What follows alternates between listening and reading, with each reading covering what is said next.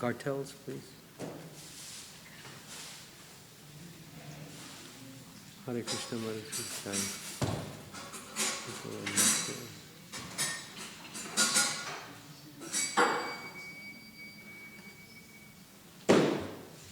No, fine, thank you.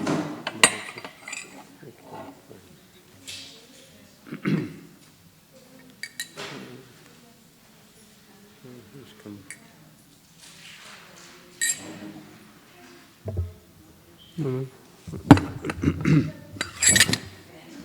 The teacher, he thinks. Service.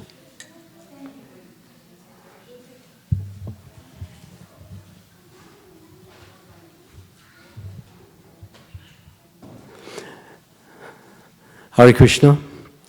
So I'm about to start this evening's class, and I hope everyone may come and take his or her seat and listen to it. I want to thank you all very much for attending.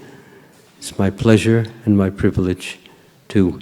I would appreciate if no selling goes on in the back room during the time of my talk. None whatsoever. Okay? Just tell them they can come at the end of the talk, and we will have persons like your good self, myself, and Priya Kishore will help in the distribution of these. But otherwise, this conversation in the back is a distraction to the devotees who are coming here to listen, and it is also a distraction to me. So please discourage anyone from Please discourage anyone from inquiring about what's on the table. Just tell them at the end of the class, everything will be clearly disclosed. Okay? Is that clear? Thank you so much.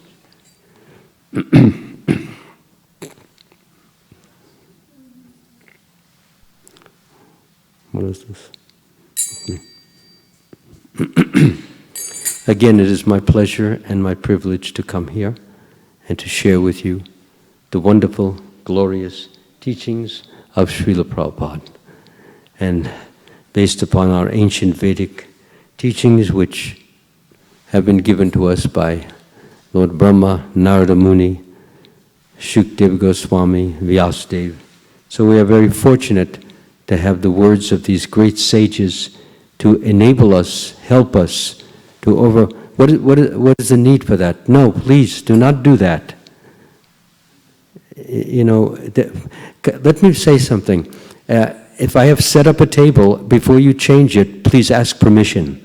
That is the standard of how to do things, not I will do what I think is best, okay? That is not, I want them to come, they can look, but when they ask, please, at the end of you can come and ask. Not to cover them up so they don't know what's there, okay?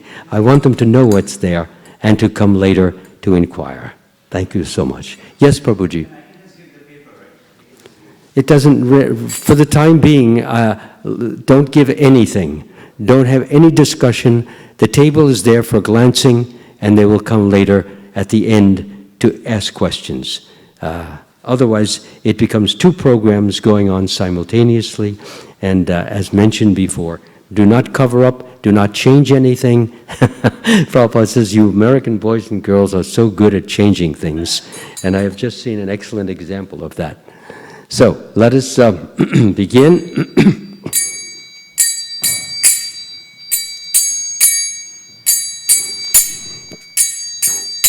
Jaya Radha Madhava Kunja Bihari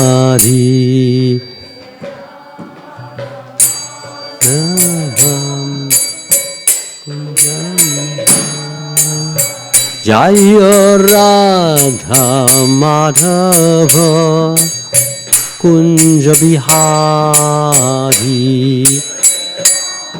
Dhamanava Kunja Bihari Jaya Gopi Jana Vallabha Girivardhari Gopi Jana Vallabha Girivardhari Jaya Gopi Jana Vallabha Girivardhari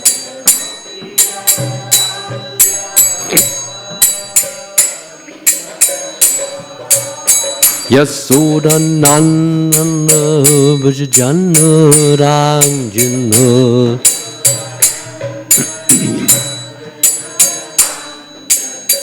Yasoda Nandana Vajjana Ranjana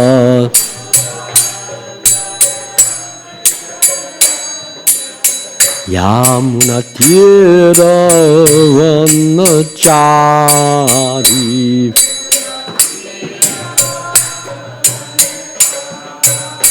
Yamuna Tira Vanachari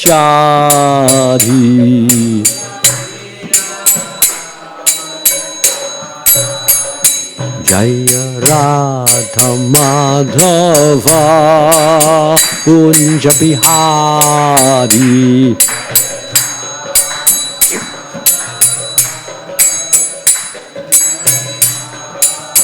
Jaya Radha Madhava Kunja Bihari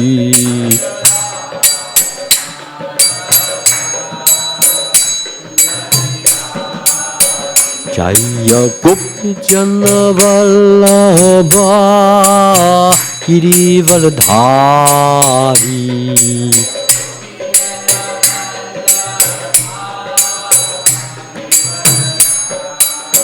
Jaya Gopi Jana Vallabha Girivardhari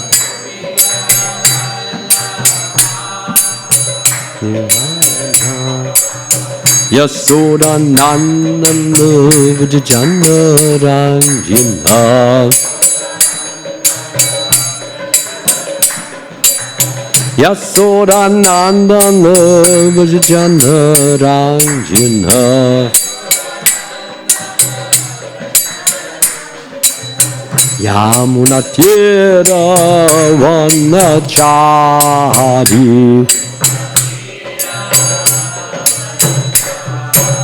Yamuna Tira Vanachari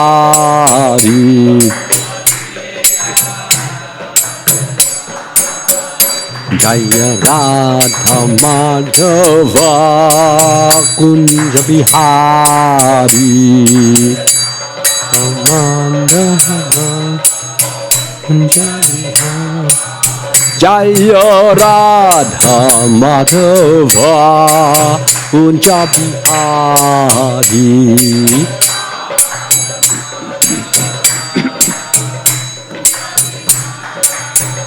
Jaya Gopi Jana Vallabha Girivardhari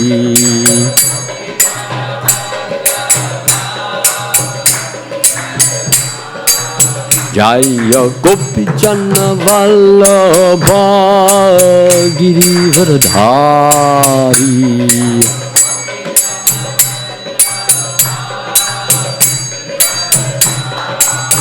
Yasoda Nandana Vajjana Ranjana Yasoda Nandana Vajjana Ranjana Yamuna Tira Vanachari Tira Vanachari Yamuna Tira Vanachari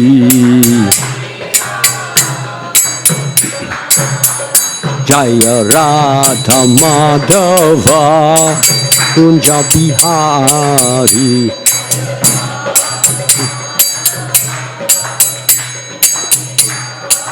Jaya Radha Madhava Kunja Bihari Madhava Gopi Jana Vallabha Girivardhari Gopi Jana Bang Girivardha Jaya Gopi Jana Vallabha Girivardha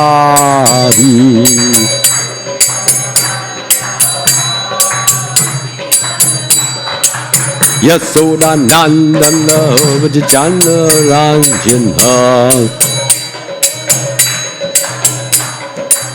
Yasoda Nandana Vajjana Ranjana Nandana Vajjana Yamuna Tira Vanachari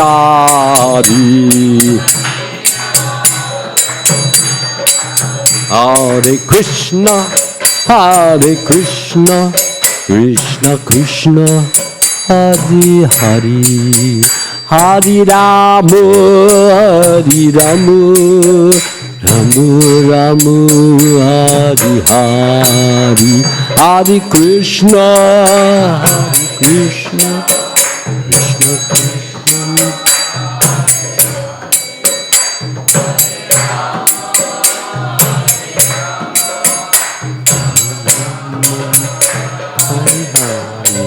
Hare Krishna, Hare Krishna, Krishna Krishna, Hare Hare, Hare Rama, Hare Rama, Rama Rama, Hare Hare, Hare Krishna. Come on, get it up a little higher. Krishna Krishna, better. Hare Hare, Hare Rama, Hare Rama, Rama Hare Krishna, Hare Krishna, Krishna Krishna, Hare Hare, Hare Rama, Hare Rama, Rama Rama, Hare Hare, Hare Krishna, Hare Krishna, Krishna Krishna, Hare Hare, Hare Rama, Hare Rama, Rama Rama, Hare Hare. Jaya Prabhupada, Jaya Prabhupada, Jaya Prabhupada, Jaya Prabhupada.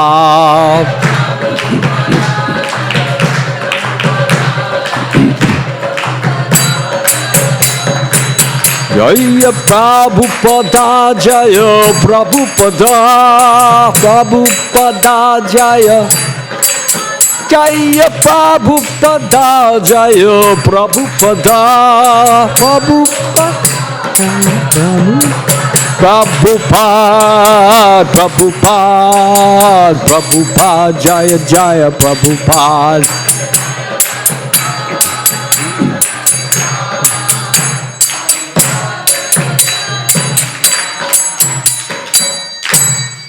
Jayam Vishnupad Paramahansa Parivajaka Astatura Sata Sri Srimad His Divine Grace A.C. Bhaktivedanta Swami Srila Prabhupada Ki Jai ISKCON Founder Acharya Srila Prabhupada Ki Jai Jayam Vishnupad Paramahansa Parivajaka Astatura Sata Sri Srimad His Divine Grace Srila Bhakti Siddhanta Saraswati Goswami Maharaj Ki Jai Ananta Koti Vaishnava Vrinda Ki Jai Namacharya Srila Haridas Thakur Ki Jai Prem se kaho Shri Krishna Chaitanya Prabhu Nityananda Shri Advaita Gadadhara Sri Vasari Gauda Bhakta Vrinda Ki Jai Shri Shri Radha Krishna Gopa Gopinath Shamkund Radhakund Giri Govardhana Ki Jai Vrindavan Dhamma Ki Jai Mayapur Navadip Dhamma Ki Jai Jagannath Puri Dhamma Ki Jai Ganga Mai Ki Jai Yamuna Mai Ki Jai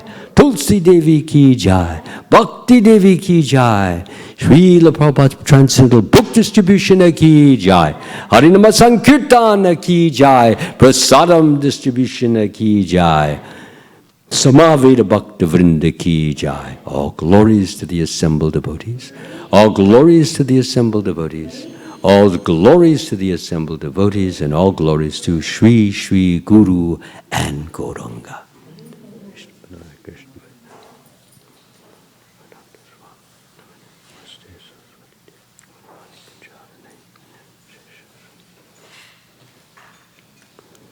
So tonight I will be speaking from the Bhagavad Gita, and that will be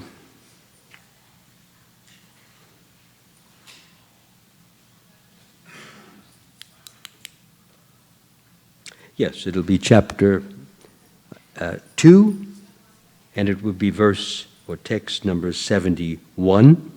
It will be on the board so we can all read it together. And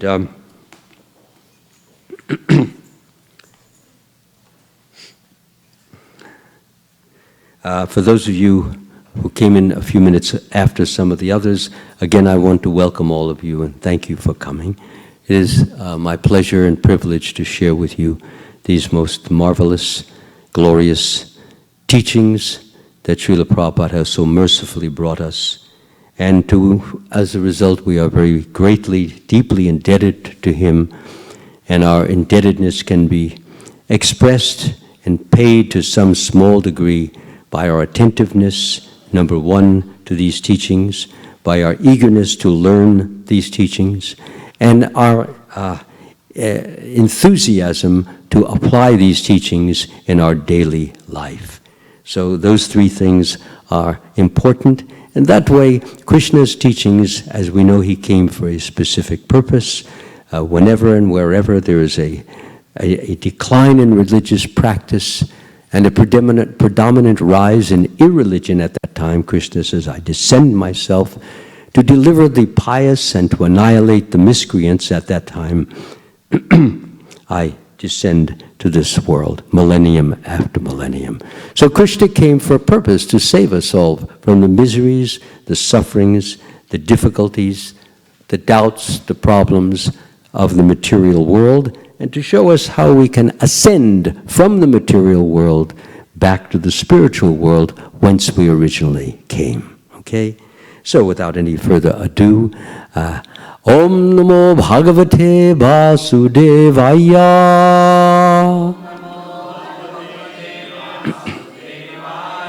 Om Namo Bhagavate Vasudevaya.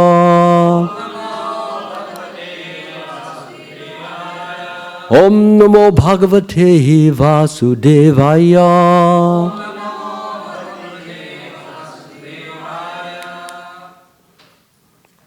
So I'll read the verse first.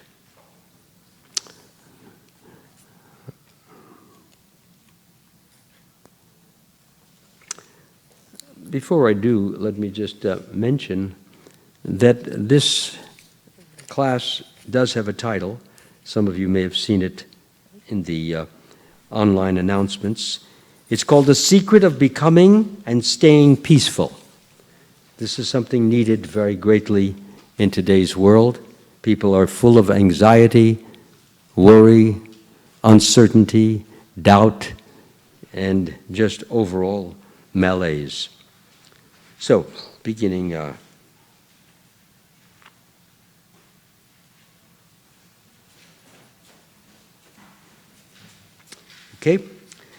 Vahaya kamanya sarvan Pumam sharati nispraha Nirmamo nirahankara Sashantam adhigacchati.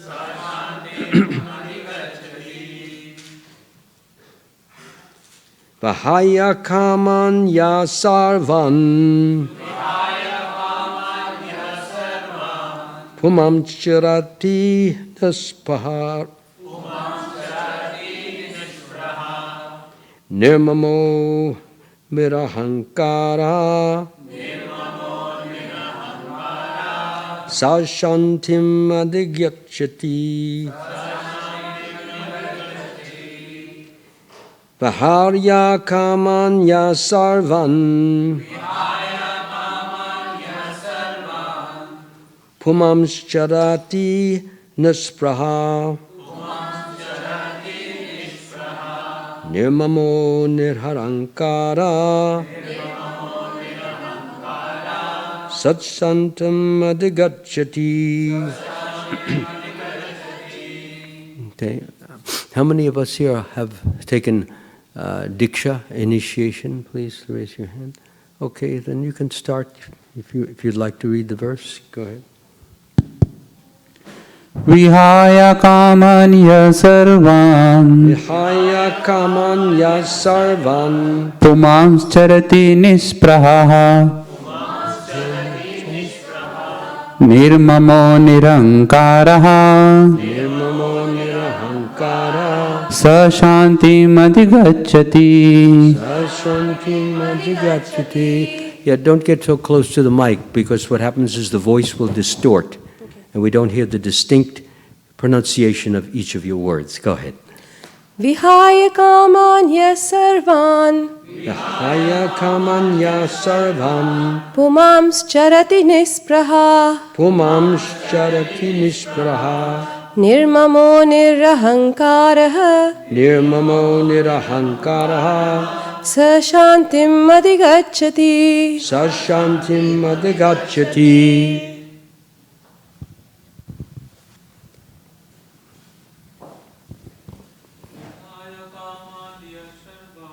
Vihaya kamaya sarvam pumams charati nishpraha pumam charati nispraha nirmamo nirahankara nirmamo nirahankara shashanti madhigacchati. sashantim adhigacchati.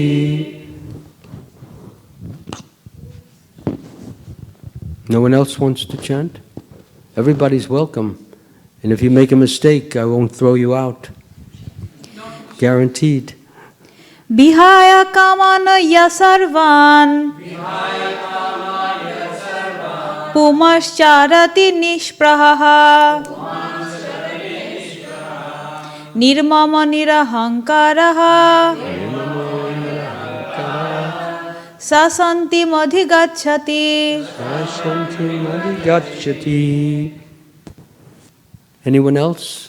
Please go ahead if you'd like to do so. Vihaya kamanya sarvan Vihaya kamanya sarvam pumams charati nishpraha pumsam charati nishpraha nirmamo nirahankara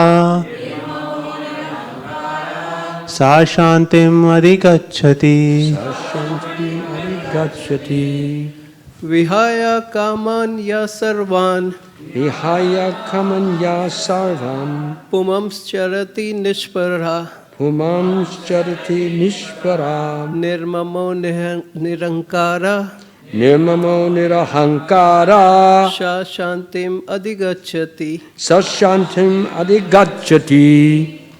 Vihaya kamanya sarvan pumams charati nishpraha nirmamo nirahankara sa shantim adhigacchati. Okay. Now, going to the word by word. Vihaya, giving up. Kaman, material desires for sense gratification. Yaha, who? Sarvan, all. Puman, a person. Charati, lives. Nispraha, desireless. Nirmamaha, without a sense of proprietorship. Mirahankaraha, without false ego. Saha, he. Shantim, perfect peace. Adhigacchati, attains. Translation. A person who has given up all desires, excuse me, let me get this down a little lower. Okay. A person who has given up all desires for sense gratification, who lives free from desires, who has given up all sense of proprietorship, and is devoid of false ego, he alone can attain real peace. Please repeat. A person who has given up all desires for sense gratification, who lives free from desires, who has given up all sense of proprietorship, and is devoid of false ego, he alone can attain real peace. So before we go on to the purport, I just want to make sure everybody knows the meaning of all these words that we have stated. Okay? A person who has given up all desires for sense gratification, who lives free from desires. Well, first of all, the desires that are being talked about are material desires. You cannot live free from desire. Desire is part of the nature of being a living entity, of being a soul. Every soul has desires. And in the pure, true sense, the desire of the soul is to serve the Supreme Lord and bring the Supreme Lord as much pleasure as he or she possibly can do. Okay, so that is the natural, perfect, exemplary desire of the living entity. But the desire that is being talked about here is not that. Okay, so that we understand what's being, and Srila Prabhupada will elaborate this in his purport. So as it says here, who lives free from desires, meaning material desires, illusory desires, desires which lead to pain and suffering, desires which are self-interested, self-loving, self-aggrandizing. In other words, me, I, mine. Those desires, okay? So now we'll go to the next. Who has given up all sense of proprietorship. Does everybody know the meaning of the word proprietorship? If anybody doesn't, raise your hand and I'll explain it. Anybody? Everybody knows proprietorship? Okay, I'm going to call on somebody. Okay, tell me everybody knows. Tell me the meaning of the word proprietorship. Ownership. Ownership? Perfect. Okay, that's all we need. It's nice when people understand the meaning of these words. Okay, there's another word here, and is devoid of false ego. Okay, how many know the meaning of the word devoid? Raise your hand if you know. Okay, everybody doesn't know. Okay, you know, what does the word devoid mean? Without, lacking, which is free of. Good. Okay. Sometimes there are words here that everybody does not always know. And sometimes you don't have your little dictionary on your smartphone handy, and they just go on year after year, and we never know the meaning of the word. So I make it a habit as a part of my classes to make absolutely certain that everybody understands the meaning of the translation. And also, when we come to certain statements by Srila Prabhupada in the purport, that also needs to be sometimes clarified and sometimes elaborated.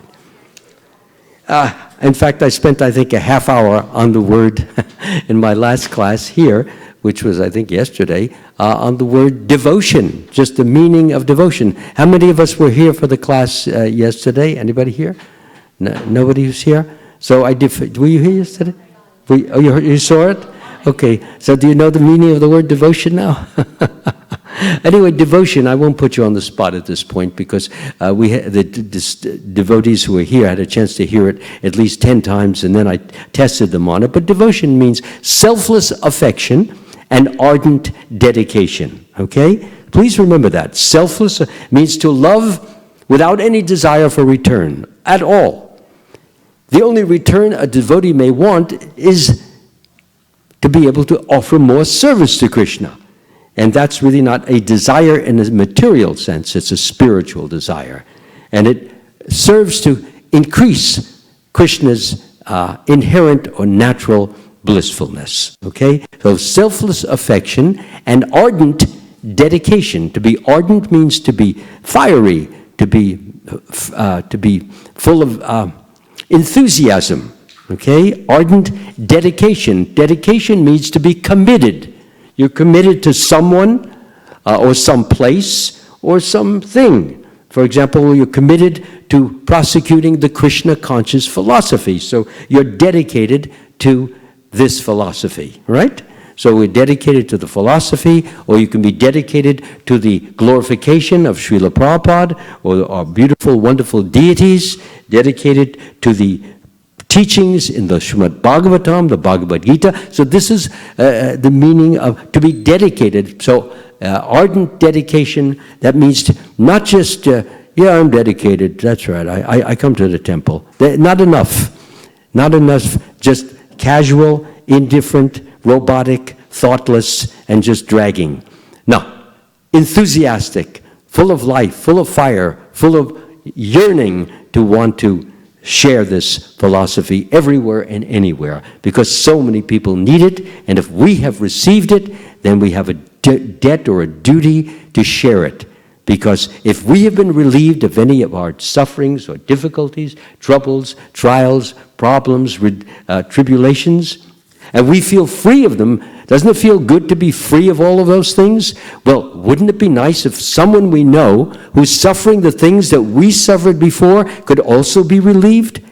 If we have a little bit of what we call sympathy, and you can sympathize with another person's difficulty, then you naturally feel their difficulty. And in feeling that difficulty, you naturally feel a desire to relieve it, putting yourself in that person's position of difficulty.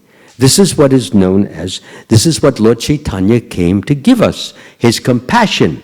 Compassion means he felt our suffering, and feeling our suffering, he wanted to relieve us of this. So he not only broadcasted, but demanded that his holy name be broadcasted everywhere and anywhere, every town, every village, every city, to the rich, to the poor, to the dumb, to the intelligent, to everyone, so that they could be what? They could be relieved of the suffering that they were experiencing. So therefore it's a nice thing. It doesn't mean we have to impose ourselves on them, but when a person is friendly and eager to learn, as it mentioned in the, we have 10 offenses to the holy named, which is similar to don't throw your pearls at swine. It's basically a idea, don't try to push ideas, but if a person is amenable, a person is receptive, a person is eager to learn and not to mock, or to ridicule, then yes, we share these with others. And they also can be free and have that same feeling of relief that we all feel from being free of the anxieties which come from thinking I'm this body, or thinking as a result of I'm this body as an extension of this body, then I'm one of the I'm a fan of the, who's playing in the Super Bowl today? What are the name of those teams? Huh? Anybody? No fans here? They're all home. Yeah, that's unfortunate. They got 2 TV shows. One they're watching this, and the other they're watching the game. So it's called The Compromise. So anyway, people will identify themselves with their bodies, and if their body is connected with a particular city or a particular state, and that city or state has a team in the Super Bowl, then they want their team connected with their body to win. And yet they don't get a dime for it. They don't get a penny out of it. All they feel is a false sense of material security. Yes, my team won. By extension, since they represent me, because same city, therefore I won, I'm bigger, I'm better, I'm greater, and so I have a big smile on my face, and then if my team lost, then instead of having a big smile on my face, I look very sad, sorrowful, terrible. Why did this happen? I'm moving out of the city. I'm going to a city where the Denver Broncos, they won, so I'm going to go where they live. So therefore I could feel big and great and wonderful and glorious. What a way to base your happiness on how well a team wins or loses. You'd be surprised how many millions and millions of people are basing their happiness on this extension. Not only in football, but in basketball and baseball and movie stars and sports stars and political stars. All of this, they identify themselves with all these people, and when this one wins, I win. When he loses, I lose. Where is your identity? In them? That's like a big illusion. Truly. People would, years ago, you would see these billboards, we see them along the roads, and they used to advertise different cigarettes, this 1940s, before cigarette is dangerous to your health, before they put those labels on. So you'd see these movie stars would advertise, you'd see them with a cigarette in their hand, and you'd see this slogan, Lucky Strikes, that was the name of the cigarette, means fine tobacco. LS, MFT. I was a kid, I was about 8 years old. You'd hear blaring out of all the radio stations, LS, MFT, LS, MFT, LS, MFT. Lucky Strikes means fine tobacco. You'd be hearing all that. So what's the whole point? The point was that when people would identify with a particular movie star, male or female, because it was his favorite actor, so therefore if they were smoking, and they endorsed that particular cigarette, whether it could be Lucky Strikes, Campbell's, Chesterfield, I'd walk a mile for a Camel, that kind of thing. So people would then be smoking just because their favorite actor, and because they identified with that actor. Why do they identify with him? Well, for some characteristic that actor or actress portrayed of him or herself. Some of them are tough, So person, he's actually mamby-pamby, but he wants to be a big tough guy. So he identifies with some tough guy who walks around with a really stupid grin on his face, like he's ready to take on the world, like that. So this is what people identify themselves with, with the actor. And then you find out the nature of that actor or actresses or political figures or sports stars, their life, that they're taking drugs on the side, or they're alcoholics, like this big swimming stars with 8 gold medals. He's an alcoholic. Why should he be an alcoholic? He should be the happiest person in the world by Western standards. By the Western values, he won 8 gold medals. He's the best in the breaststroke and the backstroke and the butterfly and the crawl. He's the best in everything, and yet he's miserable. Why? Because happiness is not in external achievement. That comes, it goes. You have it, you lose it. And a person who has it is always in anxiety as to whether he will keep it, because that's his identity. This is me. People salute me, they applaud me, they glorify me, they look up to me because I'm the best. But suppose I lose my position as being the best, and I drop down. I'm no longer the best. I'm small time. And if I become small time, then what happens? Well, I'm not the Lord that I want to be. We've all come into this world to be a Lord of some sort. So if I'm no longer Lord, I'm no longer important, no longer powerful, then I feel my life is worthless. This is what you learn. You grow up thinking that unless you're a hero, unless you're a winner, unless you get applause and glorification, you might as well drop dead. You don't have any value. Like I would see the Little League games, the team that would lose, you'd see the kids with their heads down, they feel like they're ready, like they want to go and commit suicide. The losers. And then the parents wouldn't even be happy, hardly would they say, well, nice try, son, good try. It was because the parents also identify themselves with the kids, because the kids came from the parents. So if the kids lose, the parents are losing. So if the parents are losers, then they're all losers. And losers don't want to live because life is worthless. And we all came here to be winners, to be gods, to be Lord, to be great. So this is the sickness that characterizes not only the Western world, but the entire world, because everybody originally came from the eternal, the spiritual world, and left the spiritual world instead of wanting to serve Krishna, wanting to serve themselves, wanting to serve their own desire for pleasure, which this verse deals with quite exactly, and I'm going to go into it now. So, Srila Prabhupada's purport.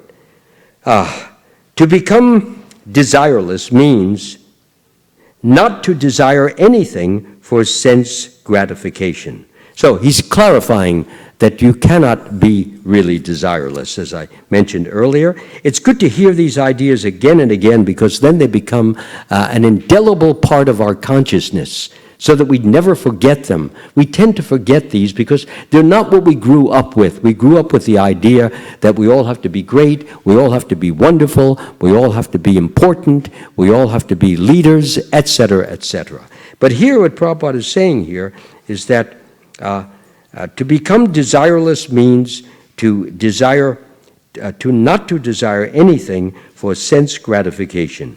In other words, desire for becoming Krishna conscious is actually, anybody know the next word? Is actually desirelessness. Yes, thank you. Good, I'm glad you're reading these books.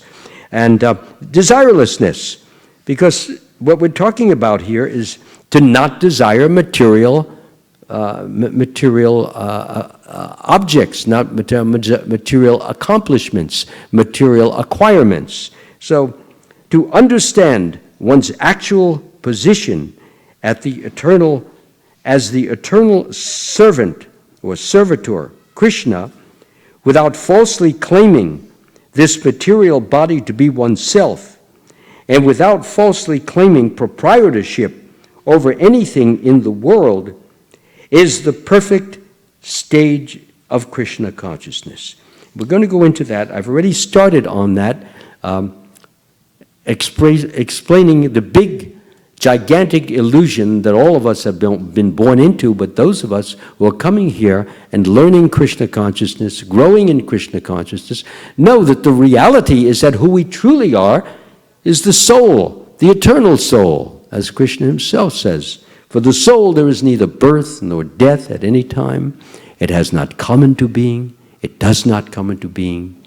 It will not come into being. It is unborn, eternal, ever existing and primeval. It is not slain when the body is slain. The soul cannot be killed by any weapon, nor burned by any fire, or moistened by water, or dried by the wind, or withered by the wind. Can't. The soul is forever. It's immutable. It's invisible, 1/10,000th part of the tip of a hair. You can't see it. It's submicroscopic. So the soul is our reality, and it is part and parcel of the supreme reality or the supreme Lord. That's who we really are, part and parcel. And because we are part and parcel of He who is full in all opulences such as beauty and wealth and strength and as a power, knowledge and fame and renunciation, He's complete in all of these. We have a little bit of those in each and every one of us. So, and we get it from our Father, our Divine Father, Krishna. So He is full and we have little, finite, limited amount of these qualities that I just mentioned. We see some people are very wealthy, they have billions of dollars, and other persons are poor. And some people are very famous, and others are not so famous. And some people are very beautiful, they're handsome, they're born with all of these traits, beautiful nose, the jaw in the right place, the right dimples here. They look attractive, and consequently people look at them. Therefore, because people look at them, they have some prominence and importance in the material world. You know why everybody looks at someone who's very beautiful or is handsome? You know why? Because at heart, unknowingly, everyone is looking for Krishna, the most beautiful, the source of all beauty. So when we see someone beautiful, something is ringing a bell. 1 second, sorry, Maharaj. Yeah, go ahead. Not a problem. You can get a little lower, because otherwise I don't see anybody. Thank you so much. Is that okay? Yeah, not a problem. So, therefore, we are looking ideally for Krishna and Radha, the most beautiful woman, the most handsome man. The soul is always hungering, is seeking, yearning, searching for that beautiful person. But is always disappointed because the beautiful person in the material world, whether it be female or male, is always lacking many of the qualities that Krishna and Radha have. Krishna has so many wonderful, actually infinite number of qualities. So for example, woman falls in love with a very handsome man, he's 6 feet too tall and has, square face. He got a chin that looks like one of the Batman or Superman, one of those, with a little curl in front of his hair, So he measures up to the perfect Superman. So naturally, she was raised, on what is that? Anyway, raised on seeing this is the ideal, handsome man, or vice versa. Men are brought up to look at very, beautiful women. So when they see, so naturally there's an attraction there. But actually, everybody is looking for the supreme person. So you find out, for example, you have this handsome man, and he speaks so nice, he's so charming, he's so kind and so loving. He brings you a rose on your first date. He brings you, take you to dinner, and everything looks like this is the ideal person. This is the man I've been waiting for, or vice versa. This is the woman I want to marry. And you find out that after a little bit of time, he has a short fuse. So you say something that just very, your tie, you tell him, your tie needs to be pushed over a little bit to the side. He says, no, it doesn't. Yeah, it's crooked. No, it's not. He's upset. He's disturbed because he has a short fuse. It means he has no patience. He has no tolerance. He's very proud of his beautiful looks because everybody looks at him. So he thinks he's better, superior to everyone. So he says, yes, but just take a look. No, I don't have to take a look. And I don't have to take that from you either. Who do you think you are? Tell him. So this is... So there's our great, handsome, beautiful man I wanted to marry. And now suddenly everything turns around. Everything's changed now. He's not the man whom I thought he was. And he turns out that he's a woman abuser. At heart, he hates them because his mother treated him in such a rascal way that she used to slap him and beat him, but he couldn't fight his mother back because she was bigger than him. So he stored up all this vengeance in his heart. This is true psychology. You'll read it in any psychology book. So those of you who have taken Psych 1 in the university, this is old hat. So anyway, he stored up all this vengeance. And then finally, he can't get rid of it unless, of course, he becomes a devotee and he learns to expunge it, to dissolve it, to overcome it through the chanting of the holy name. Because hatred is a quality. It's actually the inverse expression of love. When love turns itself backwards, you have hatred. That's basically it. In other words, I love you, and I want to express affection to you, but what happens is because I have so much vengeance and hatred and animosity, then what happens is all I want to do is just get it out and make sure that I put you down, because my mother has put me down to nobody when I was a child. I'm going to put you down because you are now the representative of my mother. He doesn't see you as woman, he's seeing in terms of his past problems, okay? And many of us look at others in terms of past problems. I know people, for example, can we have the noise out so we don't have to hear that? Thank you very much. Can we have the noise out? Losing my short fuse. So what happens is a person, he had an uncle, and uncle was also abusive, and uncle had a long nose. So the boy or the girl, she grew up to hate the uncle because she was being taken undue advantage of. So every time she sees a man with a long nose, she gets fearful. Why? Because of connection, relationship. and imputing something to someone who really doesn't even have those feelings.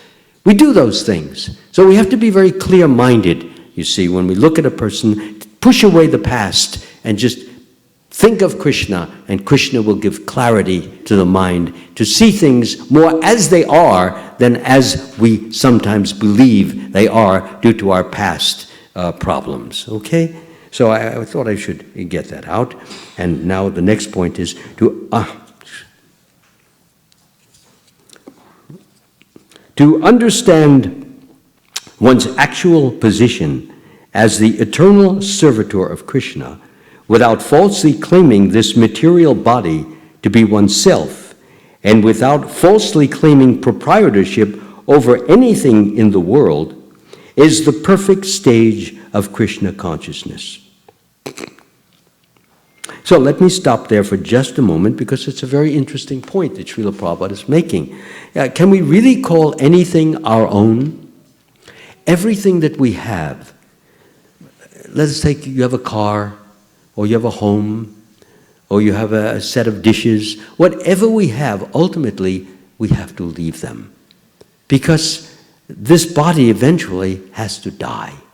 And when we die, all those things which we thought were our own, which we felt belongs to us, we no longer own them because we have been separated, we have been dislodged or disassociated from those things. And the result of this disassociation is that we no longer have them. So did we really ever have them? It was a temporary having. But who gave them to us? How did we get them? Well, Krishna says in the Bhagavad Gita, I am seated in everyone's heart and am directing the wanderings of all living entities who are seated as on a machine made of the material energy. I am seated in every heart and am directing the wanderings of every living entity. That means Krishna is in the heart. He's the super soul, living right beside the soul. And he is directing us according to our karma. This is going on invisibly. There are three modes of nature, which we know: goodness, passion, and ignorance. And according to our karma, and according to karma meaning the actions that are coming to us by virtue of what we have performed or done in our past. So certain actions are coming, and Krishna is there to give us the result. The result may be pleasing or pleasurable, or the result may be displeasing or unpleasurable, according to what we have done. If we have done something very pleasurable, a person was very hungry, and you saw he was hungry, and you had some food in your bag, and you said, excuse me, but you look very hungry, because he looked very thin, his bones were showing, hollows in his cheek. Are you hungry? And he says, yes, I'm hungry, I haven't eaten in 2 days. So you have this bag and you have a whole quart of yogurt. He said, well, here, you take this quart of yogurt and you eat it. For me, you're giving this to me? Yeah, you take it, please. So this is what we call good karma. And because you relieve the suffering of some human being. So therefore, at some point in the future, someone may come and give you a container of yogurt, whether you need it or not. Or you may need it, and you may be really hungry, and you say, oh, I wish I had something. And then somebody's driving along, he stops, he says, excuse me, you look hungry. Yeah, I'm hungry, but, my car broke down. I have to walk a mile till I get to the to the rest station and so forth. He said, well, I've got some yogurt here. Why don't you take this to help you get along? So what I'm trying to bring out is like a ball, rubber ball. You throw it against the wall, it comes back, hits you. Okay? So what we throw out, we get. And so this is what karmic reactions are. And this is, we get what we give. You give pleasurable, you receive pleasurable. You give unpleasurable, you receive it. So sometimes a person says, I was just walking along the street, and some woman, she came over to me, and she started cursing at me. I don't even know the woman. She says, you so-and-so, you so-and-so, you so-and-so. I know you're the one who's been flirting with my husband. I don't know what she's talking about. What is, she's crazy. But why did she pick on you? Because you picked on somebody in the past, somewhere along the line, and you haven't expunged or you haven't removed that karmic reaction by virtue of the chanting of the holy name. Chanting of the holy name removes all these karmic reactions that we give. Krishna may leave some of them in there so that we develop certain qualities. If you don't get some difficulties, you don't get some tribulation or trials or problems, now how do you grow? Problems enable us to grow, you see, because you encounter them, you tackle them, you deal with them, and then you solve them. And through the solution process, we grow through them. So sometimes Krishna gives us an illness, or sometimes he gives us a mental problem, something you have to figure out. It takes you a day or two to figure it out. Sometimes he causes you to lose your job, simply because he wants you to feel what it's like to be impoverished for a few months, because you've been taking your security, which he gave you, taking it for granted, as if you're going to have it forever. Not necessarily. There are many people who are very wealthy and suddenly they become very poor. Many of them who are multi-millionaires, and they're very proud of it. And then when they lose their money, like in the stock market, you can, in one day, you can go from a multi-millionaire to a nothing.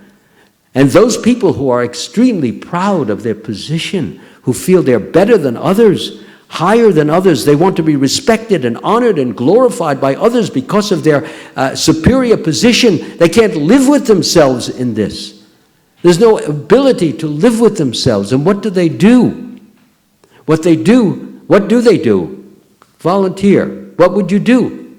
What do you have to do? What can you do? What's this? Oh, good. Right here? Right now? This is competition. Not now. No class right now, please. Yeah, but this is not here. This is, right now there's a class going on. Kids have to leave the room, please. Thank you. Yeah, it's very nice that there's no kids screaming out, oh, look how they run. They're like the big boogeyman who's chasing them. Okay, I love kids actually, but I don't like them taking over my class though. At least without my permission. At least they can give a little Vaishnava etiquette. They're ready to set up their shop there. Okay, so where was I? What was I talking about? What was the last thing I said? I'm sure some of you were listening. What is that? Persons who are very proud of their high positions and... Yes, very good, yeah. So the person has lived with this idea that he's superior, that he's better, he's greater, he's glorious, and people respect him. He drives around in a Rolls Royce or a Porsche or a Mercedes. When he drives down the block, everybody looks, oh, there's Mr. So-and-so. Oh, look at him, there's Mr. So he feels so elated, falsely of course, but he feels so elated. So what does he do when he now is zero? Nobody wants to look at him. Nobody cares about him. Nobody thinks about him. Nobody wants to even know him anymore. He has to give the car, he has to give it up. He has to give up his airplane, give up his boat. What does he do? How can he live with himself? Or can he live with himself? Well, put yourself in his position. What they do is they often do one of two things. Either they commit suicide, they go and get a gun and they just shoot their brains out because they can't live with themselves. The idea, they've been raised with the idea that you must be a winner, you must be great, you must be glorious, you must be wonderful, you must be applaudable. And if you're not, you're worthless, useless, good for nothing. And God forbid that should happen to me. You know, he's thinking like that. Or the other thing is, I'll just drown my sorrows in giddiness. So it takes one vodka, or it takes rum and Coca-Cola, or it takes some other wine, whatever the latest vintage is. Anyway, they're drinking themselves, and they begin to drink, and many just drink themselves to death because they cannot bear the consciousness of being a loser. And when you begin to feel the giddiness or the lightheadedness of either, whether it's alcohol, or whether it's heroin, or whether it's marijuana, or whether it's amphetamines, or whether it's this so-called false ecstasy. These give you an artificial lift And as high as we go, and if you started here and you got here, so let's just say you went up 4 inches, you also have to come down 4 inches. So when you come down 4 inches, it's a very depressed position, one which is almost impossible, very difficult to bear. And the way that it is, you can't bear it, because the agony of the failure that we have, and the agony which is caused in the body by not having the fix or not having the relief, is too much to bear. So one takes the alcohol, or takes the heroin, or takes this, that, and ultimately, eventually, usually either destroys himself with overdosing, or just deliberately just takes it to such an extent that the body cannot handle the poison that is being injected into it, okay? So that's the result of this horrible type of value system, that if you're not a winner, you don't deserve to live. So we should never pour this kind of bilge upon our children. If your child is a loser externally, worldly speaking, he's lovable, and he should be loved, or she should be loved. And there should never even be the thought in his or her mind that he's less lovable because he lost the game, or he didn't win the spelling bee, or whatever it happened to be in school, didn't get an A+. He's got an A, but he didn't get an A+, somebody got A+. So some of the kids are tearing their hair out that they didn't get the A+ because they just got... The child should always feel, I have a cushion, I have security. I can always rest in my mother and father whom I know love me. So it doesn't matter if you're the winner or the loser, because in your parents' eyes, you're always a winner. And when you feel that confidence, you feel that strength, you feel that upliftment, you can get through life, through the difficulties and the trials and the tribulations and the problems and all of those things which make us anxious and uncertain and doubtful. You can get through all that. But if you're raised unloved, unwanted, uncared for, unless you're a winner, unless you're big, then what is, your life is miserable. I already mentioned this, this 8-time gold medal winner, Michael, what is his name? Michael? Mm-hmm. Michael what? Phelps? Yes, Michael Phelps. So he's an alcoholic. It means he's miserable. That's the result of being a hero, become miserable. Of course, if he had a spiritual philosophy, he could be the winner. He could be a president. See, when you have this spiritual philosophy,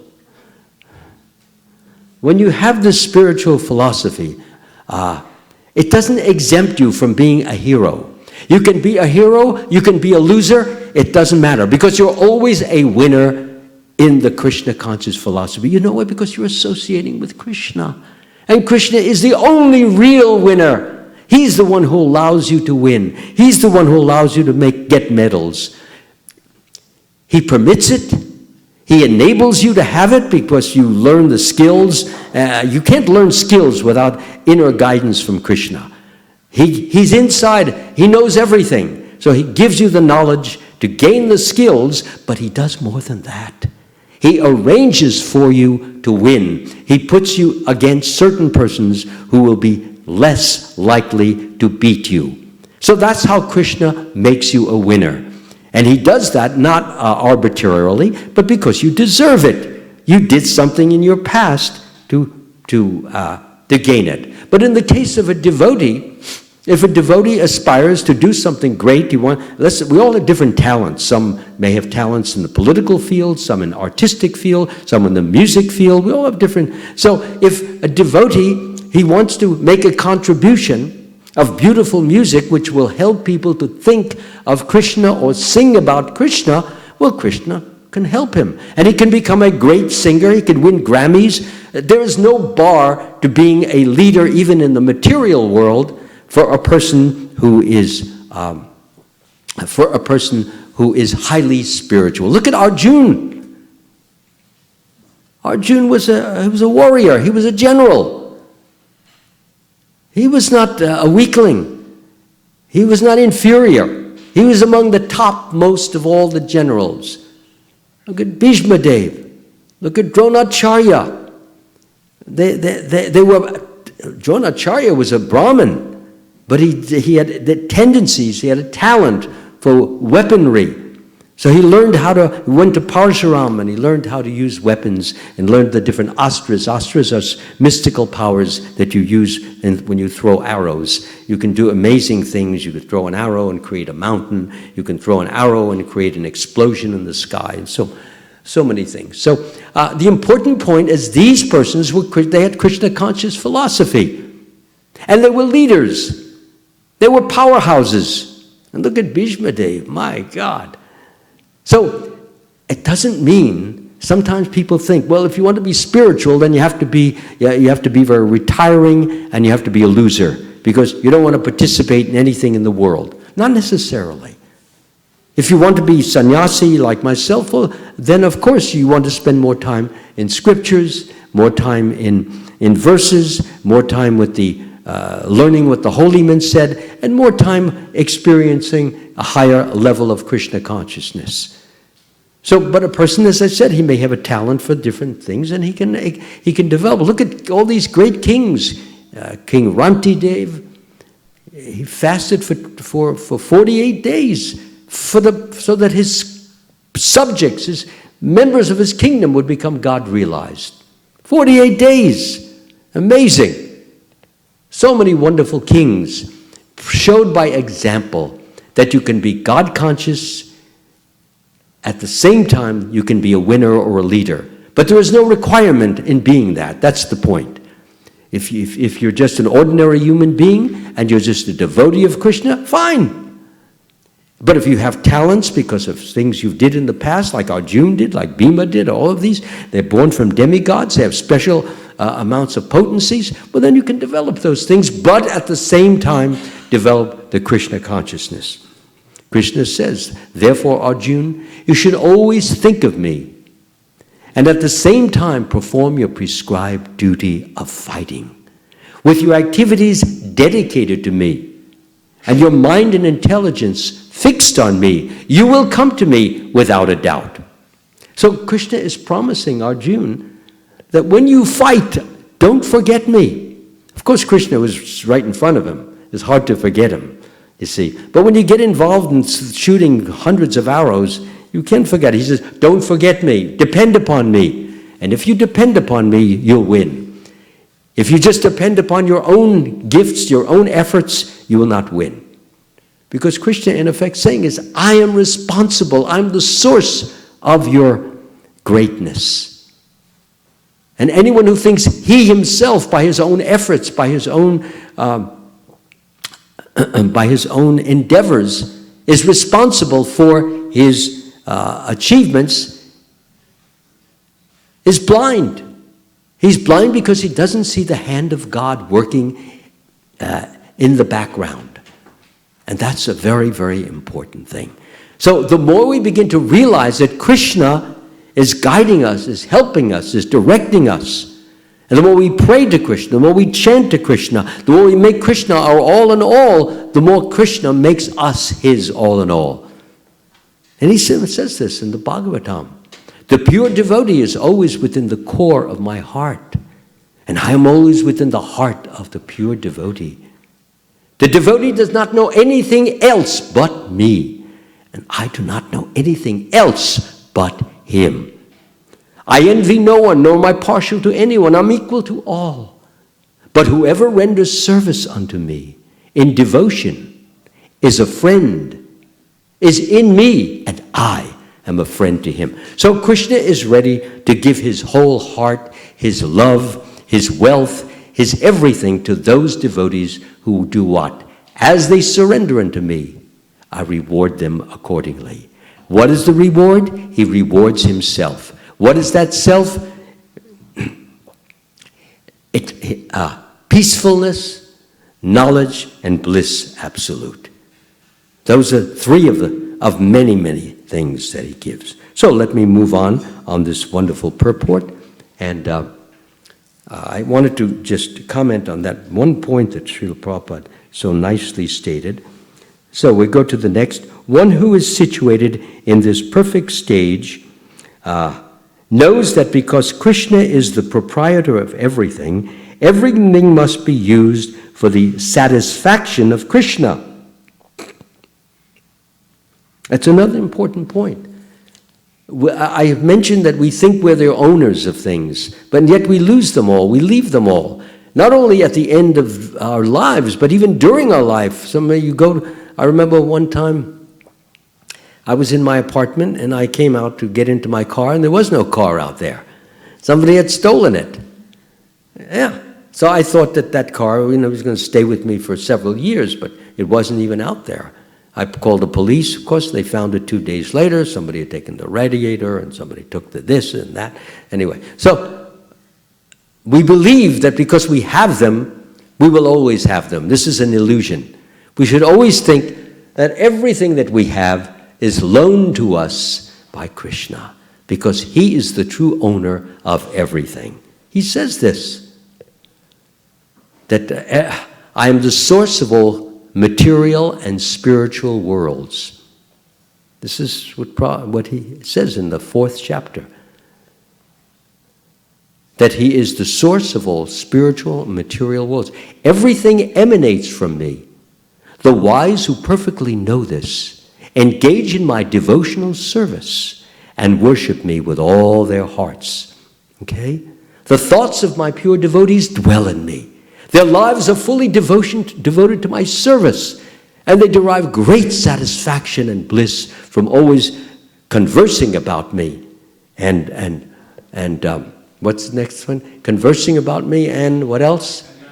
Enlightening one another. Yes, thank you. I'm glad all of you know that. That's good. So therefore, Krishna, he's the source. All that is material and all that is spiritual, know for certain that I am both the creator of it and the dissolver of it. So once we all understand that whatever I have has come from Krishna, it has come by his grace. And he can take it away just as easily. Many people have things, they lose them. For example, we have seen on television these terrible tornadoes, and we see the aftermath. A person is standing next to what was once his or her house. I lived in this house for 50 years. I never thought anything would happen to it. I don't know why. They're living in Tornado Alley, but still they're thinking, no, nothing is going to happen. This is called, living in the illusory world that I'm God, so how can anything happen to me?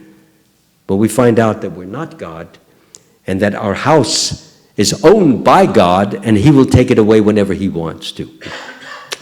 So you see them standing there, and they're crying and thinking, it's not the house, but all the heirlooms that I have, the memories that I have. Now we have nothing.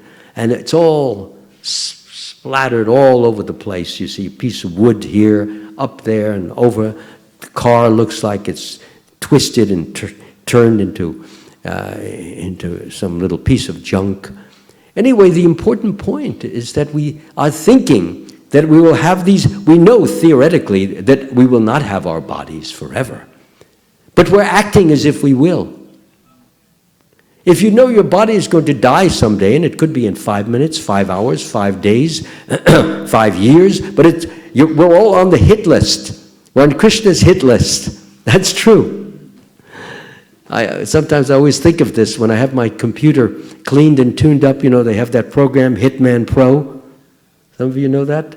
Okay, so we're all on the list and we're online. And at some point, Krishna is going to take this body away. And when we're aware of this, and Srila Prabhupada says so often, be aware of this, because if you're not aware of this, you'll think that you're going to be here forever and you will waste so much of your precious time. Don't waste a second. A person who is a sage, a person who is saintly, realizes that any moment he or she can die. It can happen. Say, well, I didn't die yesterday. I didn't die the day before. I didn't die last week. I didn't die last month. So by all logic, I'm going to live for next week and the week after and the month after and the year. This is false logic. Because right now as I speak, somebody just died. Another person just died. And another has just died somewhere in the world. All of them thinking, I can't die. Not me. I know I'm going to be around. I know. God told me. Meanwhile, there he is. Yamaraj is saying, oh, hey, come on. The fires are burning. It's time. So, and as he's being dragged off, he's saying, no, you can't take me. I still have things to accomplish. Too bad. We'll give you another body. Don't worry about it. After you get this hellish body that you're going to have to go through. So the most important thing is to take advantage. These are the words that Prabhupada has so often used. Take advantage of every single moment. And by taking advantage means not wasting it, not misusing it. There's so many distractions now. You know, they got 100,000 people out there just, rooting, for the Broncos or what North Carolina. Is that the other team playing? Anybody want to help me out there? By the way, we won't throw you out if you admit to being a fan. Fans are allowed in here. Just don't make a habit of it. No, but what is it? Is it the Denver Broncos and the Patriot what is it? Panthers. Carolina Panthers. Huh? Carolina Panthers. Oh, Carolina Patriots? Oh, Panthers. Okay. Thank you. Yeah, I had to come to the temple to be educated about the Super Bowl. Thank you very much. At least I know I've got friends out there. So, anyway, the important point is that we should not waste our time. These people are out there thinking, yeah, I got so many more 50, Super Bowl 50. I'm going to be at 51, and I'm going to be at 52, 3, 4, 5, because I'm only 25, 25. Angina, finished, gone. That last touchdown did it. It's just, his heart couldn't take it, especially when it was being done by the Panthers. When he's a Bronco fan, so that's what happens. So this is the illusion that we all live in. Not just them or those or they, we. We cannot think in terms of only they, them, thou, and so forth. Once we bring it back home, and that's why Srila Prabhupada was so wonderful, he says, no, don't waste any time. Don't be allured. I mean, the only pleasure that people are getting out of that is the identification with the body, and the body is a part of the North Carolina. Was it North or South Carolina? Huh? North Carolina. He's from North Carolina, so therefore he wants to be a winner. So, or he wants to be from Denver. He wants to be a winner from. So he's looking for prestige. He's looking for some importance. He's looking for glorification. He feels like a nothing. He feels like a nobody. Even big-time actors, they go there, although they're big shots, people glorify them, honor them, still they're feeling like little shots because they're not big. You can never, the nature of greed, it never stops. The more you have, the more you want. You got 2 diamonds, now I want 3 diamonds. You got 1 million, you want 10 million. You got 10, you want 50. Yeah, you got 1 billion, you want 2 billion. There's never any end to greed. So similarly, a person, even though he's big time, I used to sometimes, I would, turning on to the news and I would pass Channel 9, I would see when they played the basketball game, and there was Jack Nicholson, the big actor, the Academy Awards. Man, as Academy Awards, one of the biggest, best actors going. And there he was at the courtside. Yay! When the LA Lakers won, he was happy. When the LA Lakers lost, he was sad. Why? He's got 3 or 4 Academy Awards. Notice the biggest, the best actor. It shows you that external accomplishment does not bring real happiness. Real happiness comes by being in touch with, being in association with, being in service to, being in love with the Supreme Lord Krishna. Krishna is here. Yet in this body there is another, a transcendental enjoyer, who is the Lord, the Supreme Proprietor, who exists as the overseer and permitter and is known as the Super Soul. Krishna is just yearning to have our company. We're his children. Some of you are parents. Your child goes away to college or so forth. And what do you say? Please, would you please send me an email at least once a week so I can hear from you? Well, what do you think Krishna feels like? He wants more than an email. He wants a Hare Krishna, Krishna Krishna, Hare Hare, Hare Rama. Come on, let me hear you. Hare Krishna, Krishna Krishna. Beautiful. Hare Rama. Yeah, that's what Krishna, he wants to, well, at least my children, they're glorifying me. I'm going to give them some blessings. That's how we get the blessings of Krishna. Of course, you do it without any desire for any blessing, but you do it because Krishna is worthy of it. He deserves our glorification. He's feeding us. He's clothing us. He's sheltering us. He gives us I was already mentioning, he gives us our car. He gives us our home. He gives us our boat, our airplane. He gives us our jobs. He gives us our intelligence. He can take it away in a second. And many people, they are known as very, very intelligent. 10 years later, they have a horrible, terrible case of Alzheimer's disease. They can't remember anything. You know what that is? You can't remember. And before you could remember just about anything. You learned languages, like in a few weeks you picked up Spanish. You picked up Russian in a month. And now you can't even remember your own name. Look at our ex-president, Ronald Reagan. Ronald Reagan was the most powerful person in the world, externally, politically. And yet what happened was that after some time, after he left the presidency, and the result is that he got Alzheimer's disease. And then after a while, he couldn't even remember that he was the president. So he had all this glory, all this power, all this applause, but yet he forgot it all. He worked so hard to have it. He was also considered a big-time movie star in my 1940s days. I go back, way back. So he was like a dashing, handsome actor. And then he became the governor of the state of California, 8 years. And then he became the president for 8 years. And then he became what? A victim of a disease in which he forgot everything. What was the value of such a life? If he were Krishna conscious and he had achieved a presidency and he could actually give out or he could help in the making of laws or policies that were of a Krishna conscious nature, that would be useful because his words would be God directed, God driven. But as it was, he was simply, he had some morality, true, but that's not means he's a devotee of Krishna.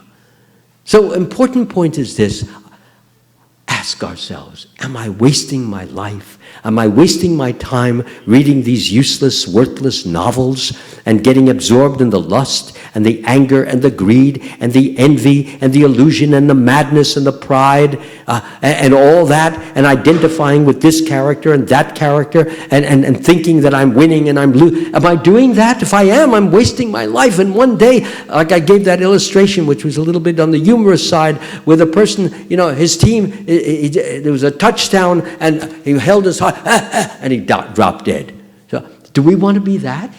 We want to go chanting Hare Krishna. We want to go be in the surroundings of devotees. We want to go looking at the beautiful pictures of Krishna all around us. We want to go hearing Srila Prabhupada chant Hare Krishna, Krishna Krishna, Hare Hare, Hare Rama, Rama Rama. We want to go back home, back to Godhead, and resume our wonderful, glorious, incomparable position as being the eternal servitor of the Supreme Lord, which brings us endless bliss, endless peace, endless strength, endless knowledge, and most important, endless love. Everybody wants to be loved. And when Krishna is manifesting, expressing his love to us, there is no love that can compare to that, because that is the source of all pure love. And when he injects it into us, the soul, super soul injects it into the soul, we feel any number of the ecstatic symptoms that come with that type of love from Krishna. We may become stunned. We may perspire profusely. The hairs on our arms or neck may go up. They call that horripilation. We may get choked up. You can't talk like Lord Chaitanya, in the Chaitanya Charitamrita. He wanted to say the name Jagannath. You remember? So what does he say? Come on, let me hear from you. What does Lord Chaitanya? He's all choked up. How does he say it? Come on. Exactly.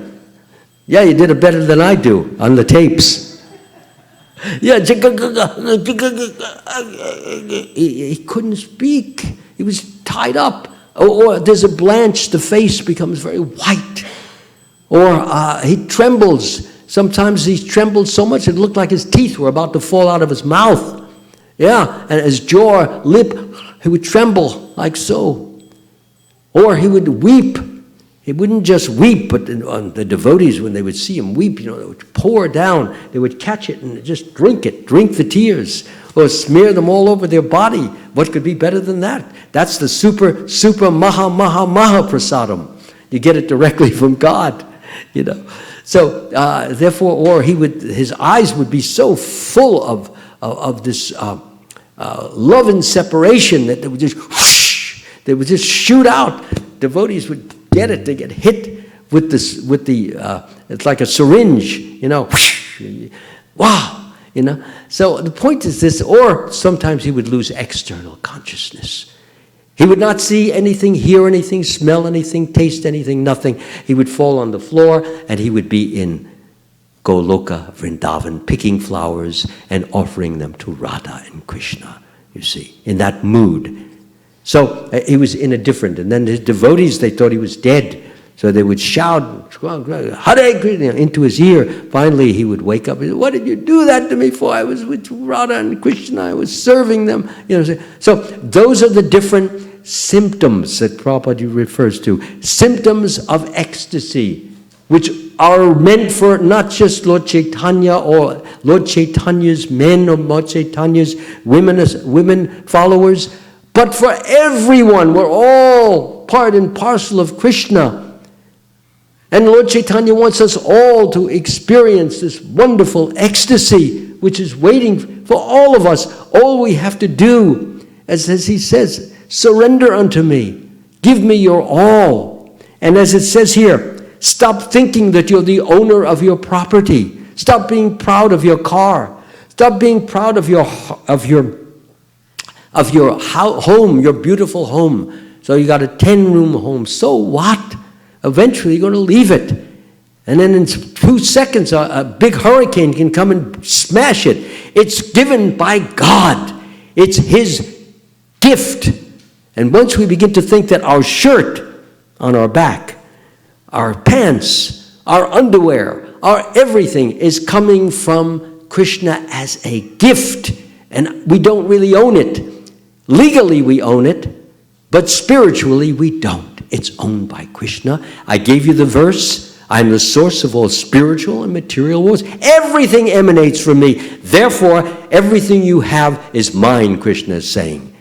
I give it to you to use in my loving service. And if you serve me with love and dedication and devotion and absorption and surrender, you can keep them, you can keep using, and I'll not only do that, but I'll give you more gifts.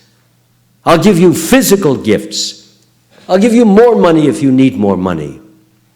I'll give you more mental power if you need more power in your mind. Maybe you have a job that requires creativity. I'll give that to you if that's what you need. I'll give you everything as long as you lovingly serve me.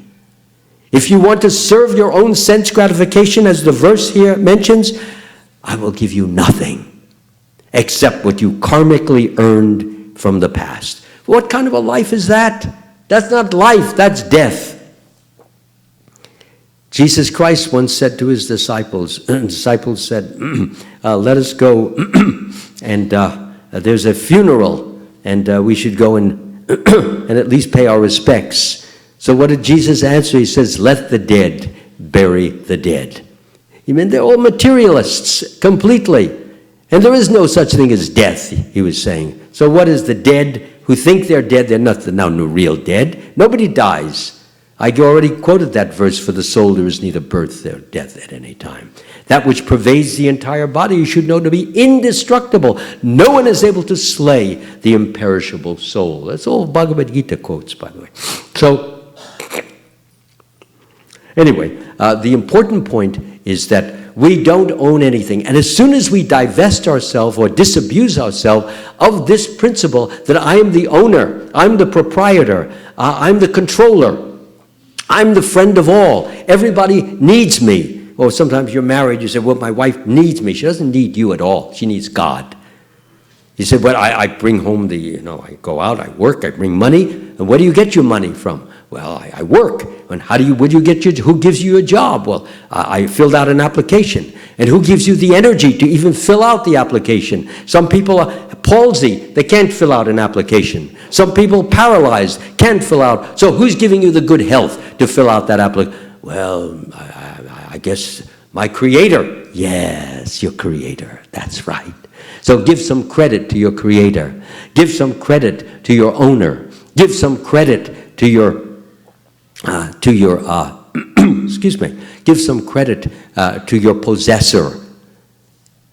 Food, clothing, shelter, health, strength, education, medication, all this is a gift from Krishna. And if we use the gift properly, Krishna will give us more. If we use it improperly, for our own sense gratification, we may find ourselves bereft. Remember this word he used, devoid? We may find ourselves devoid of the very gifts that he gave us to use in his service, but we fail to use them in his service. And the result of that is that he took them away to give us the sense and feeling of what it feels like to be without. Because when you take something for granted, you forget what it's like to be without. And you take it for granted because we take it for granted because we're very proud. We think we're very great, we're very wonderful, we're superior. Therefore, we deserve it. But Krishna lets us know, no, you don't deserve it. I deserve it. I own it. And I'm granting it to you. And if you use it properly in my loving service, you'll keep it. And I'll let you continue to have more and more gifts. But if you misuse it, I will withdraw it. And you will feel what it's like, the pinch of not having. And then you will appreciate what you once had, but which you misused. So let's none of us misuse. We all have been given a certain amount of wealth and fame or name or glory, intelligence. Let's all use them in Krishna's loving service. Let me finish up the purport now, if I may.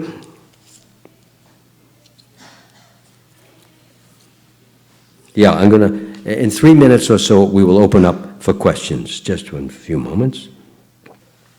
So, real desirelessness is desire for the satisfaction of Krishna, which is what I just said. Not an artificial attempt to abolish desires, which is what the Mayavadi philosophers do.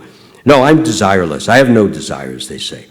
The living entity cannot be desireless or senseless, but he does have to change the quality of the desires. I'll read that again. But he does have to change the quality of the desires from material to spiritual. A materially desireless person certainly knows that everything belongs to Krishna.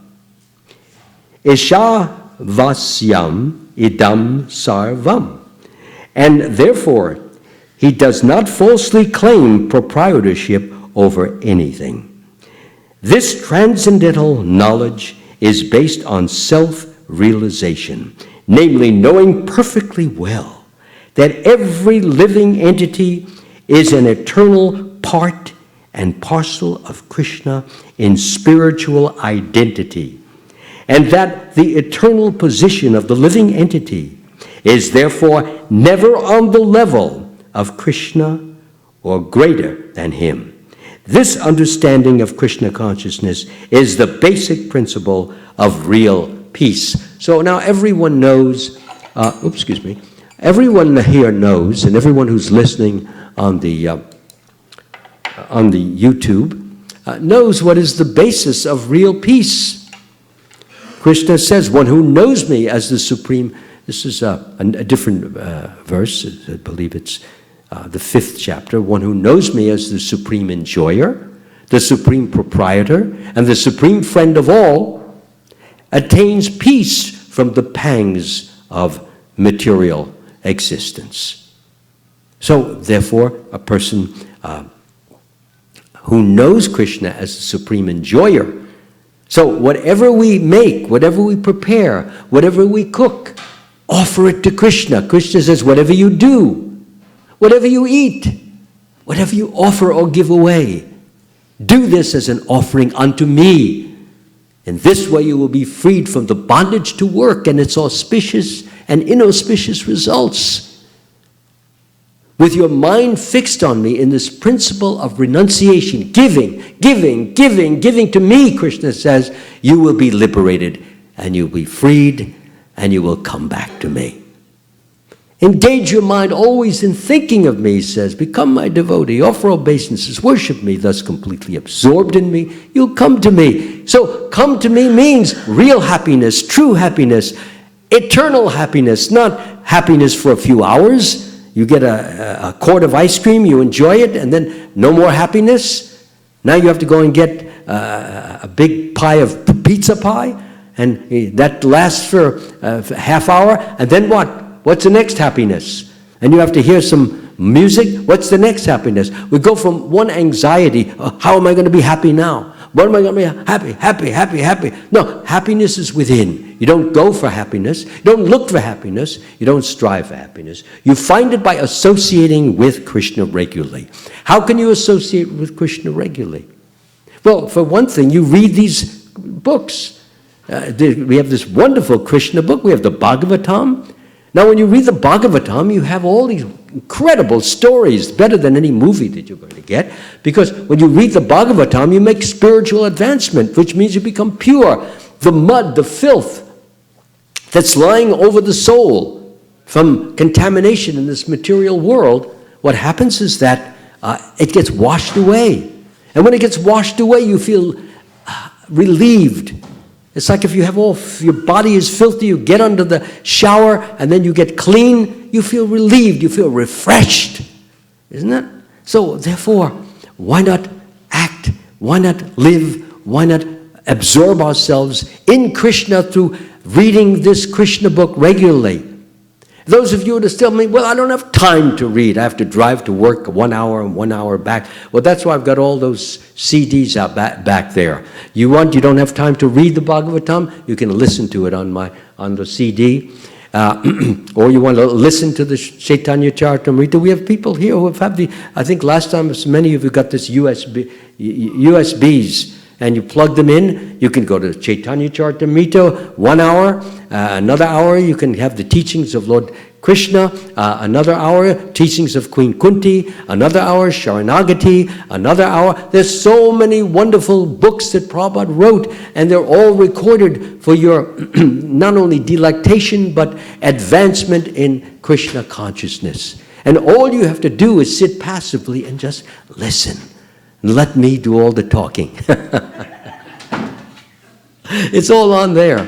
And I took several years and paid an engineer to get a professional production. It's got music and sound effects and all the things besides, because it became very difficult for me to get a cast of different devotees. They would always have an excuse. Well, I have to go on the altar today, or I have to cook for the deities today. So I'm going to have no cast. Nobody to do the girl parts, nobody to do the old man parts, nobody to do the children parts, so I had to do them all.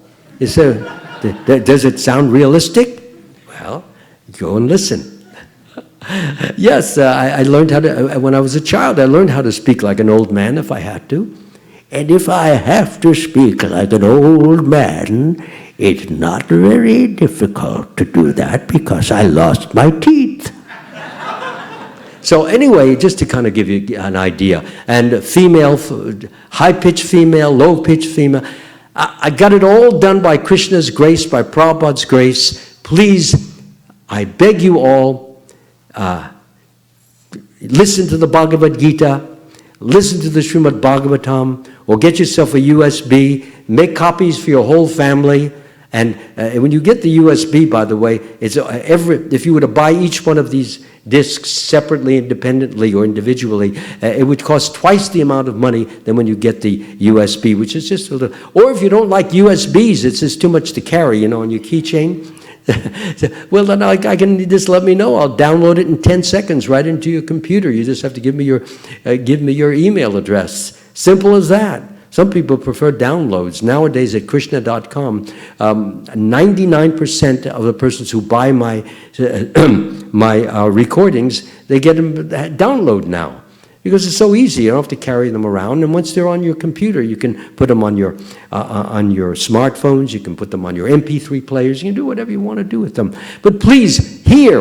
Prabhupada says hearing is the best means. So if you listen, by repetition, we become purified, and by purification, we develop an intensity of affection, an intensity of love, an intensity of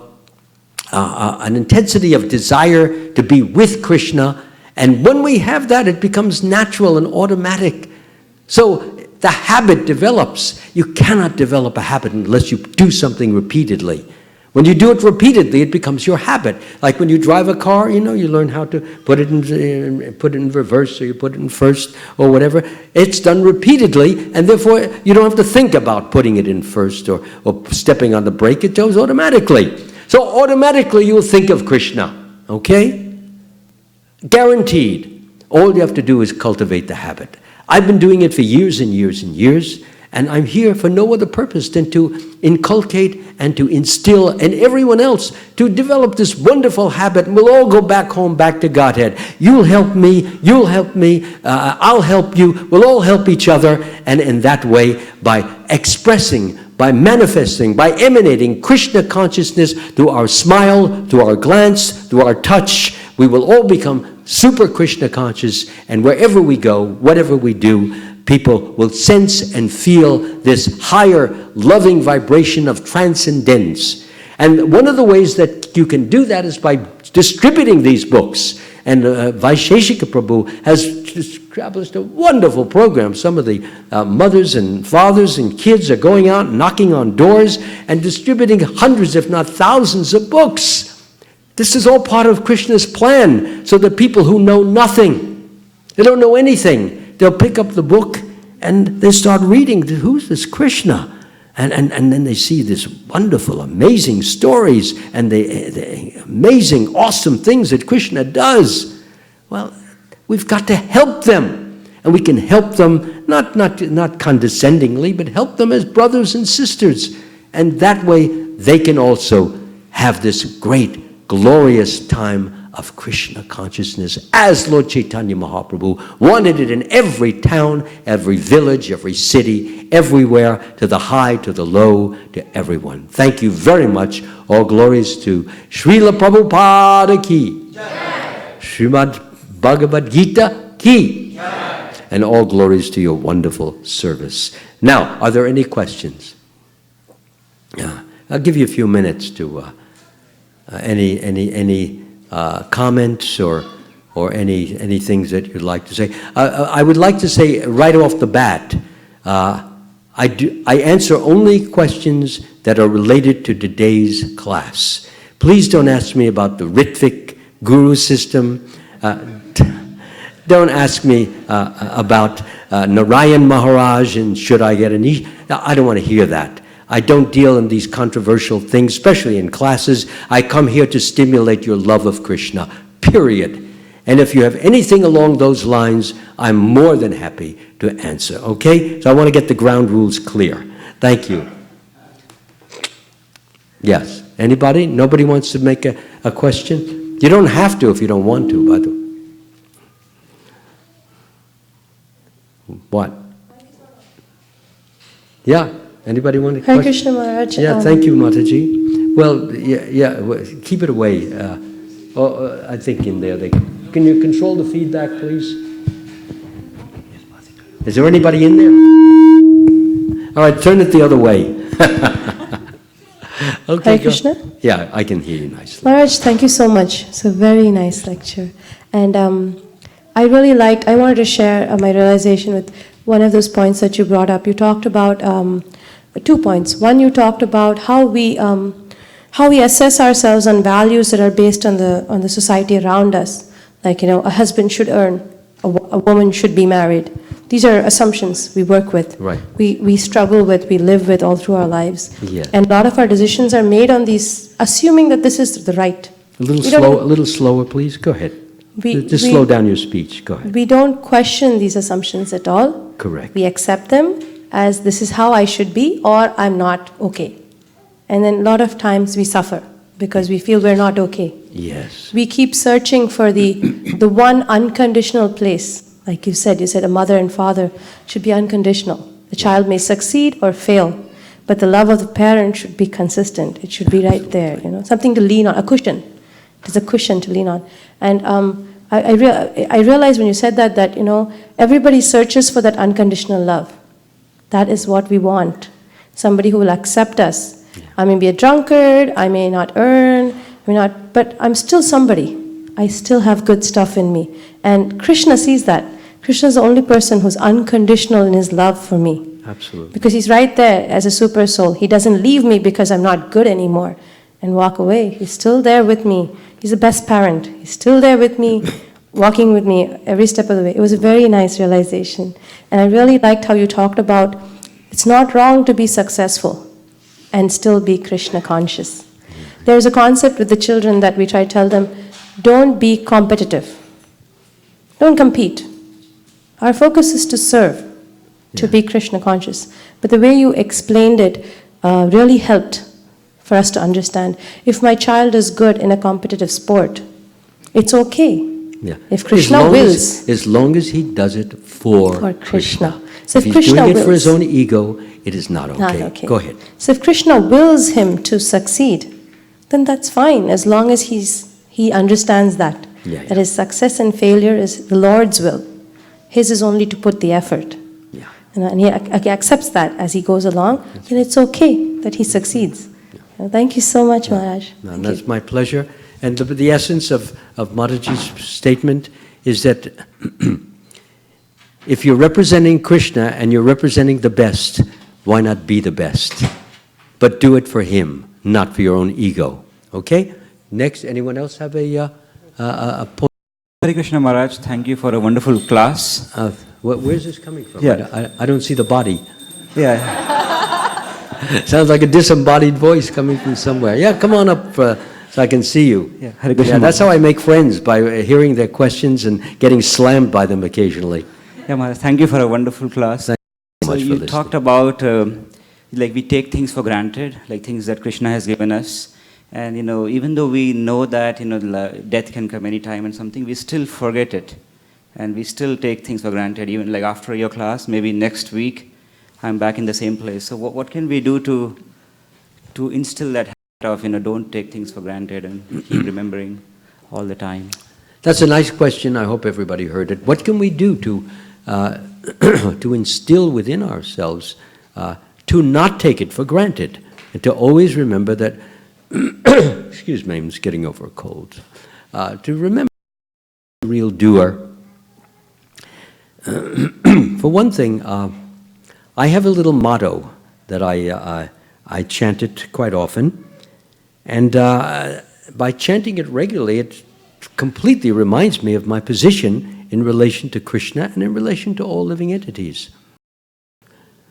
Yeah.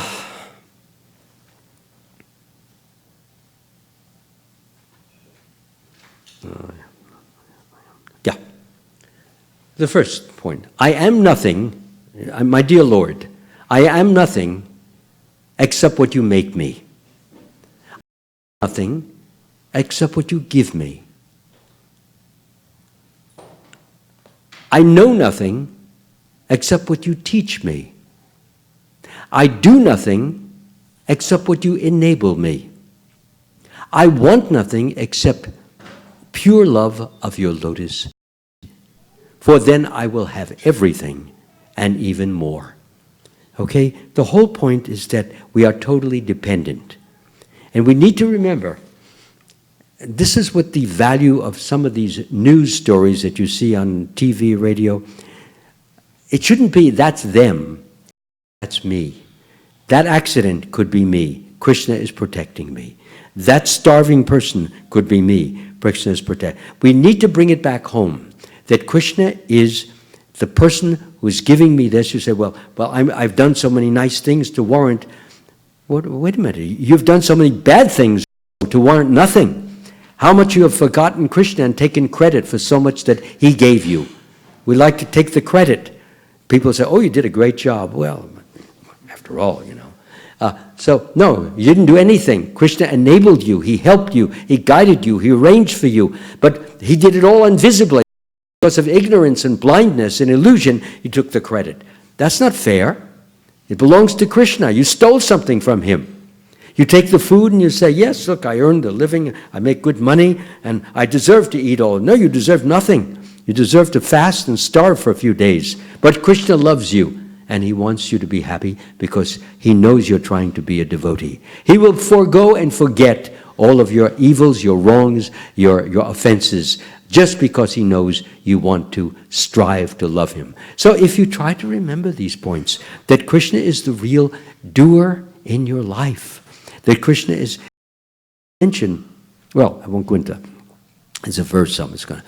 So as it is mentioned that once you understand that you're helpless, Krishna says in all activities just depend upon me and work always under my protection.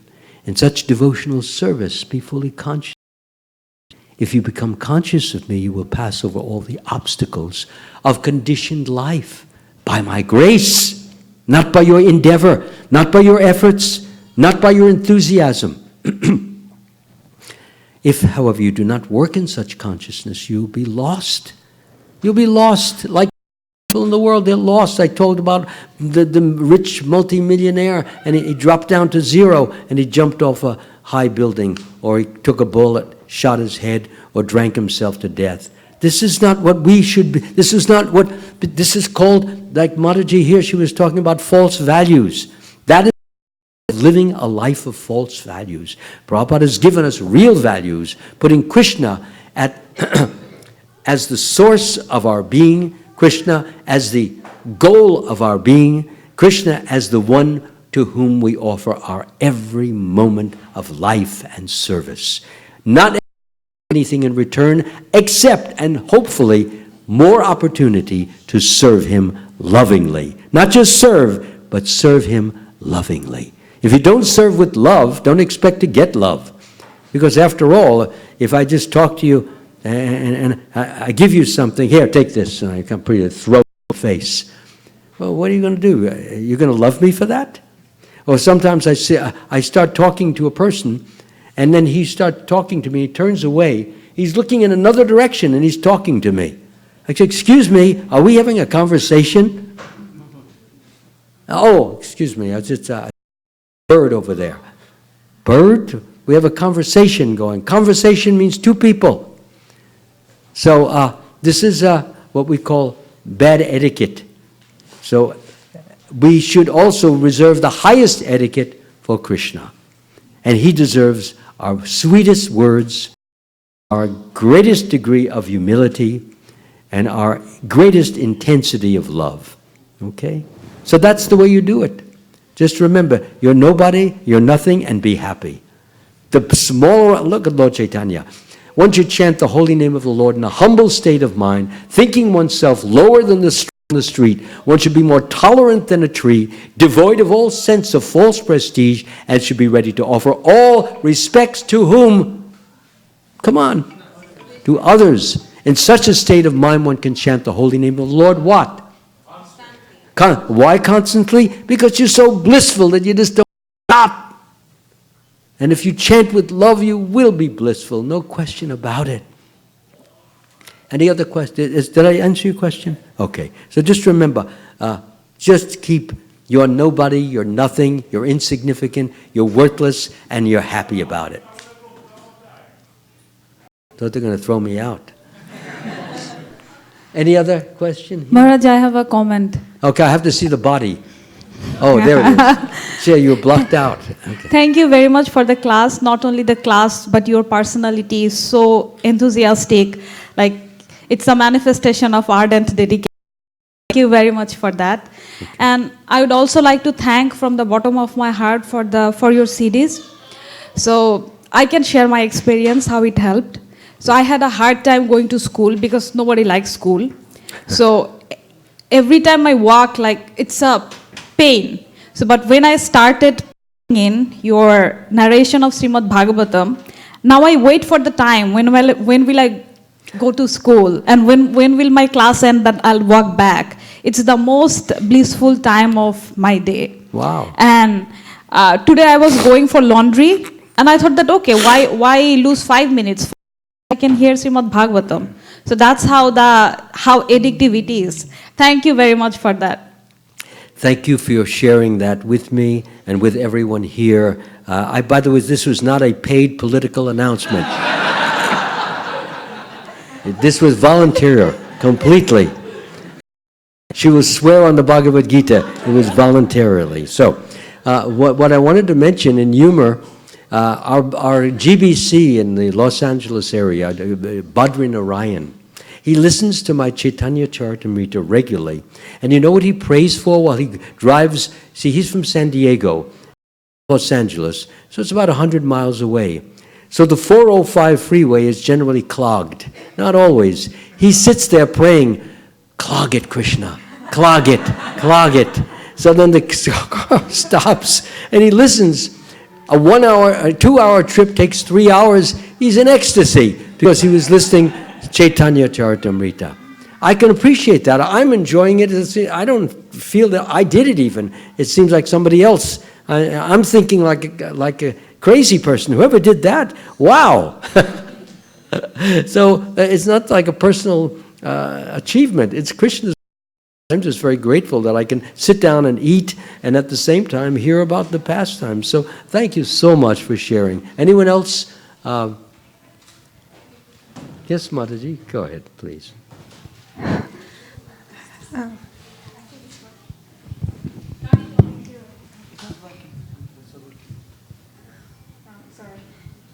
Hello, Maharaj. Thank you so much for the lecture. I had a question. You were saying that all the services that we do every day, we should do with Feeling and love? Is that with feeling love to Krishna. And also, for example, if we donating money, but like if what? Donating money. Yeah. Like in online right now, you can using PayPal, you can donate money Sure. for like patients and stuff like that. So, do we need to also? How do we just think of Krishna when doing that, or how do we need to? Yeah, well, this is before you start clicking on the the little PayPal, the little tab there. My dear Lord, this is for you. I offer this to you because I have to. It belongs to you already.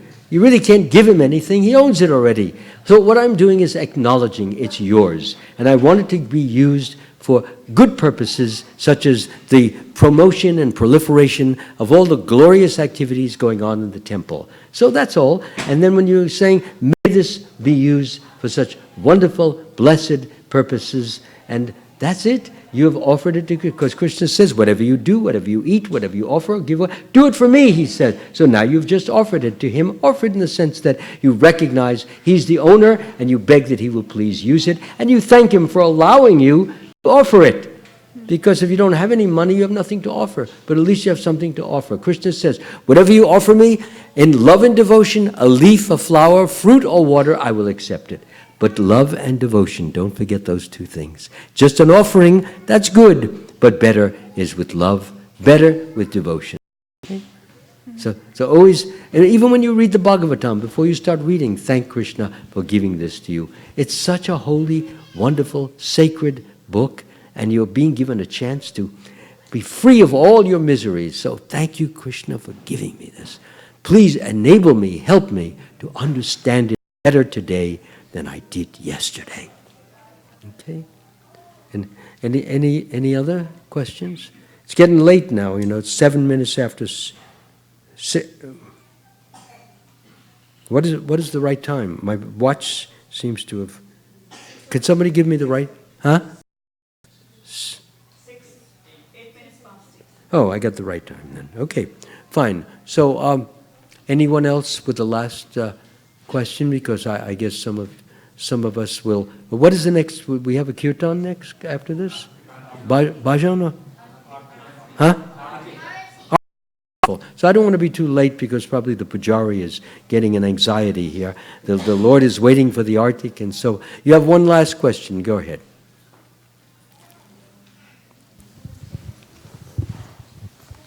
Hare Krishna Maharaj. Hare Krishna, Prabhuji. I just want to support what about your CDs. They are not a CD, they are the CDs, and I've felt their, we felt the impact on our lives as well. And I work from home a lot. What is that? I work from home a lot, and on my second floor is very, hear all the sounds. My wife gets angry saying, "Food is ready, come down." I can hear it. As well as when the dramatization in your CDs and the USB drive goes on, when Chaitanya Mahaprabhu goes into the forest and the tigers, it's unbelievably marvelous. So I just want to share with everyone, if you do have an option, please do them. It's a great opportunity for everyone. So I just want to share that part. Thank you. Again, this was unsolicited. Also, some of you may have not come prepared. You have your credit card, no problem. You have a check, no problem. PayPal, no problem. Any way you want to do it is fine. If you've just lost your job, we'll put you on the installment plan. Any way you want to do it. It's not for profit material, it's for spiritual profit, and that is my chief interest. The funds that we take go to pay for my travel, around the country and around the world. So it is really a contribution towards enabling me to do what you are feeling is likable and useful. Okay? So I think we can now have the artik. And again, thank you all very, very much. I look forward to answering any further questions. I'll be at the back table. I'll be there, and hopefully one or two assistants will be assisting me in answering questions and also in. Thanks so much. I appreciate it.